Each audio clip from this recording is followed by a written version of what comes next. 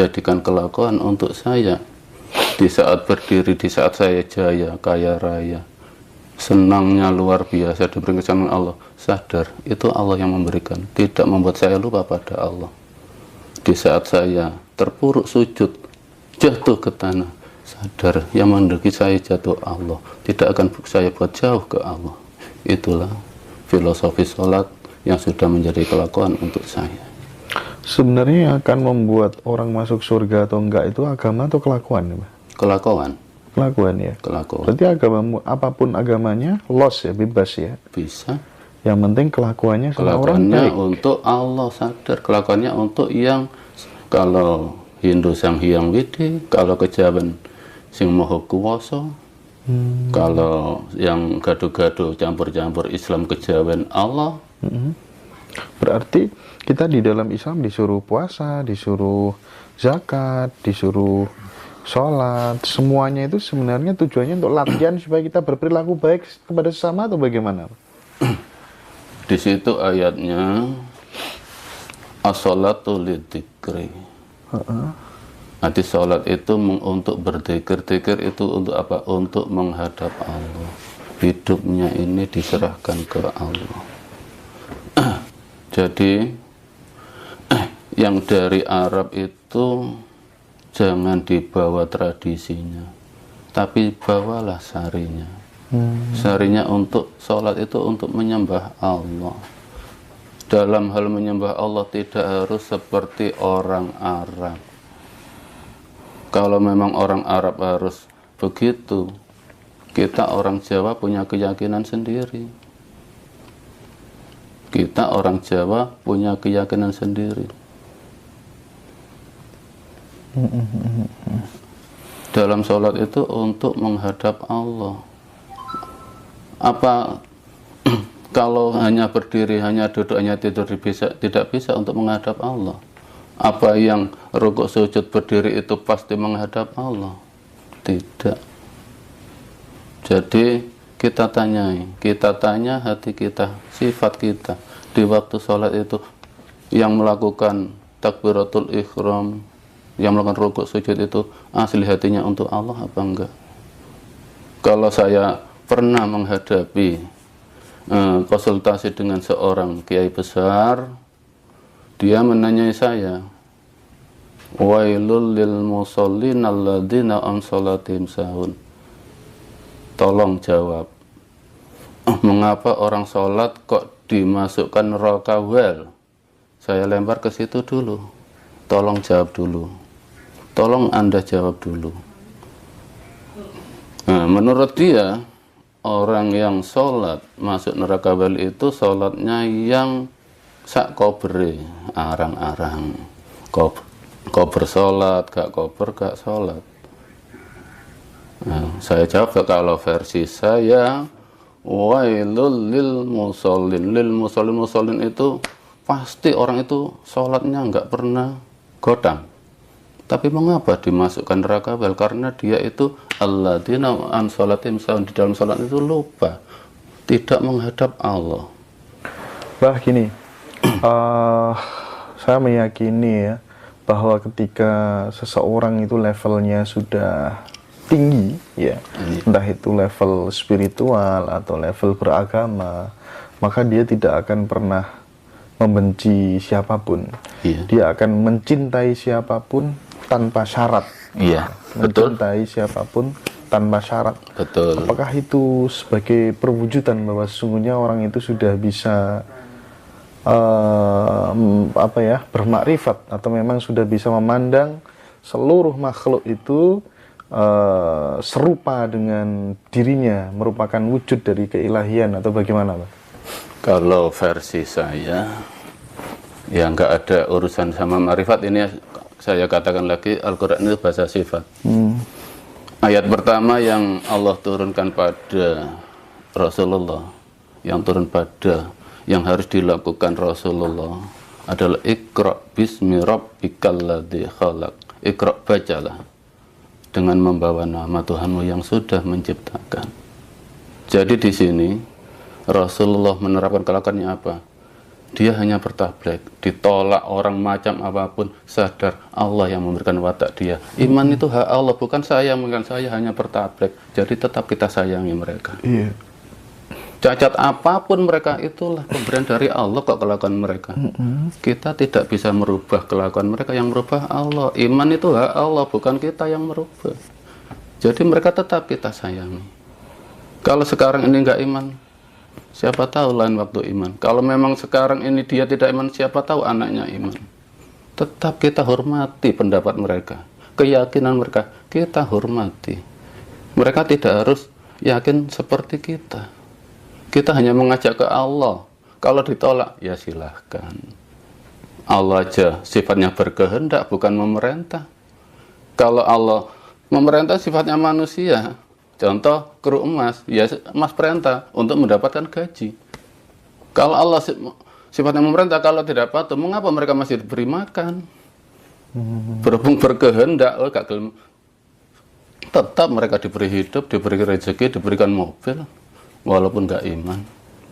Tapi di situ i'malu ma'astutum ya selakonon sakarot tapi innallaha bima ta'maluna basir.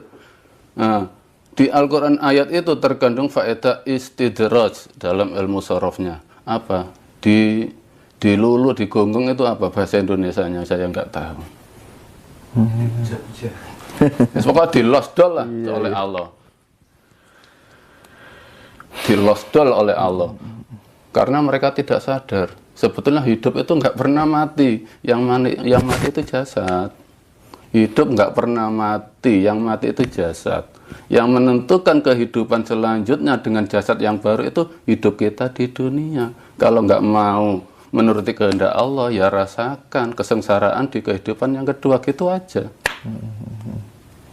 Jadi kita mengajak, menyampaikan untuk Allah, rileks aja, ditolak orang, dicaci orang, nggak pernah merasakan sakit hati.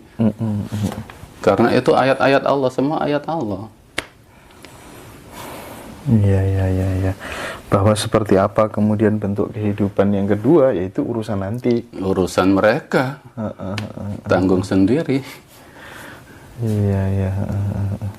Berarti kalau panjenengan memanai hidup ini, sebenarnya yang paling utama kalau diperas itu apa kira-kira?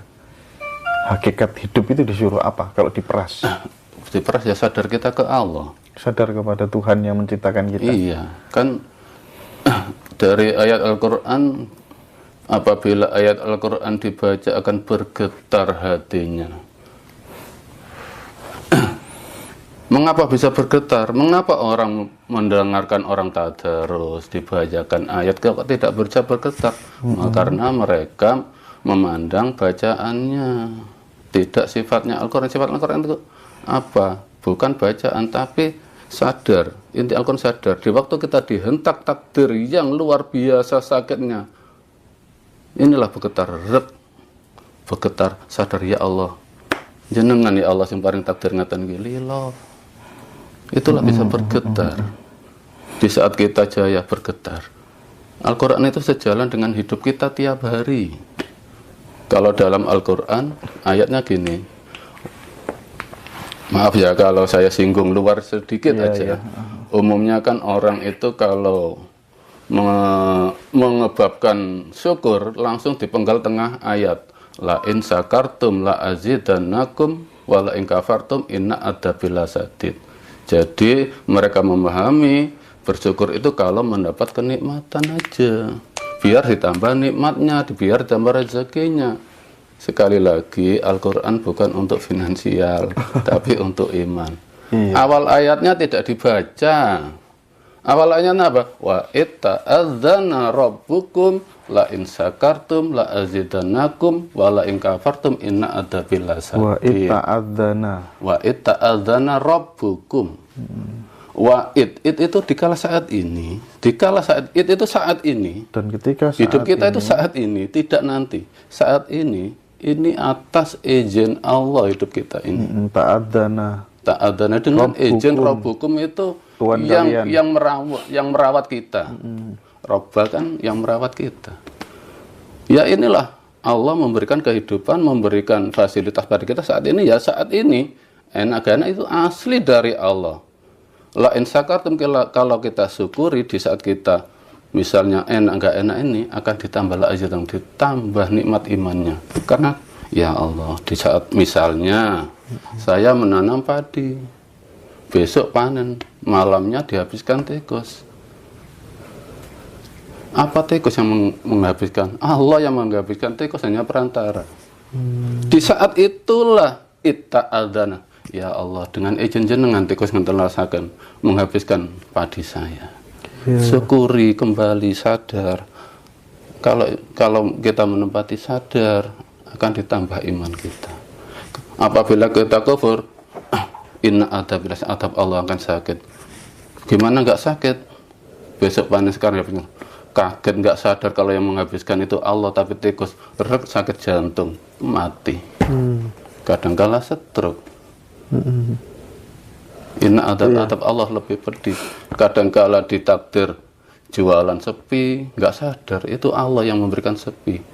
Mencari kambing hitam, akhirnya apa? Mencari amalan, mencari syarat, keluar imannya. Adab yang datang apa? Imannya hilang. Jauh dari Allah karena tidak terima dengan takdir. Iya. Kira-kira ibadahnya Nabi Ibrahim dulu seperti apa kira-kira? Ya menyembah Allah. Ini Dalam bentuknya Al-Quran apa kira-kira? Dalam Al-Quran Nabi Ibrahim contoh pencarian. Dikala melihat matahari, dia mengira dia Tuhannya. Begitu matahari terbenam, saya tidak menyembah sesuatu yang terbenam. Di saat melihat gunung, ya gitu. Akhirnya turun apa? Ini wajah tu wajhiya lillati fataras samawati. Saya hanya menghadap pada Allah, baru bisa menghadap Allah dengan bimbingan Allah. Sholatnya Nabi Ibrahim kira-kira seperti apa waktu itu? Kalau sholatnya Nabi Ibrahim itu dengan bersujud, hanya bersujud. Bersujud ya? Iya. Bersujud. Tapi kan kadang tidak masuk akal ya jika kemudian Rasulullah menyepi, padahal itu adalah fase di mana kemudian ada anugerah yang sangat luar biasa yang diturunkan kepada seluruh umatnya, dan itu kemudian dianggap sebagai sesuatu hal yang tidak bisa ditiru gitu kan, tidak masuk di akal kadang, Pak. Ya bisa ditiru, tapi alangkah baiknya yang ditiru itu setelah Rasulullah sempurna menjadi Rasul. Rasulullah sempurna menjadi Rasul itu setelah mendapatkan wahyu. Sebelum menjadi wahyu, belum menjadi utusan, masih orang biasa.